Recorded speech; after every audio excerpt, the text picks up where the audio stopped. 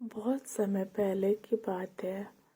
एक सेठ और एक सेठानी रोज सत्संग में जाते थे।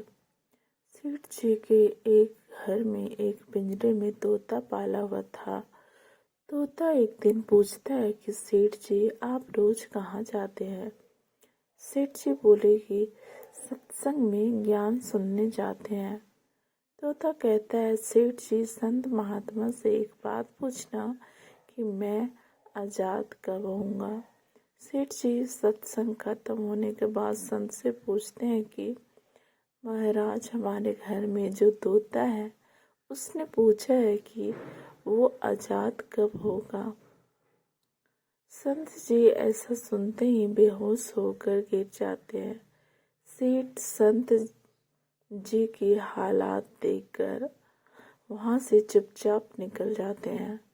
घर आते ही तोता सेठ जी से पूछता है कि सेठ जी, संत ने क्या कहा। सेठ जी कहते हैं कि तेरी किस्मत ही खराब है, जो तेरी आज़ादी का पूछते ही वो बेहोश हो गए। तोता कहता है, कोई बात नहीं सेठ जी, मैं समझ गया। दूसरे दिन सेठ जी सत्संग में जाने लगते हैं। तब तोता पिंजरे में जानबूझकर बेहोश होकर गिर जाता है। सेठ जी उसे मरा हुआ मानकर जैसे ही उसे पिंजरे से बाहर निकालते हैं तो वो उड़ जाता है। सत्संग जाते ही संत सेठ जी को पूछते हैं कि कल आप उस तोते के बारे में पूछ रहे थे ना, अब वो कहाँ है? सेठ जी कहते हैं, हाँ महाराज, आज सुबह सुबह वो जानबूझकर बेहोश हो गया। मैंने देखा कि वो मर गया है, इसलिए मैंने उसे जैसे ही बाहर निकाला तो वो उड़ गया। तब संत सेठ जी ने कहा कि देखो, तुम इतने समय से सत्संग सुनकर आज तक संसारिक मोह माया के पिंजरे में फंसे हो, और उस तोते को देखो, बिना सत्संग में आए मेरा एक इशारा समझकर आजाद हो गया।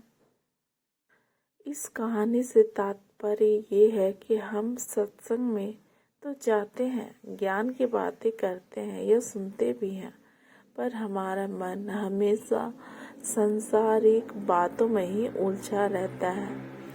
सत्संग में भी हम सिर्फ उन बातों को पसंद करते हैं जिससे हमारा स्वार्थ सिद्ध होता है, जबकि सत्संग जाकर हमें सत्य को स्वीकार कर सभी बातों को महत्व देना चाहिए। जिस पर असत्य, झूठ और अहंकार को हम धारण किए हुए हैं, उसे साहस के साथ मन से उतार कर सत्य को स्वीकार करना चाहिए।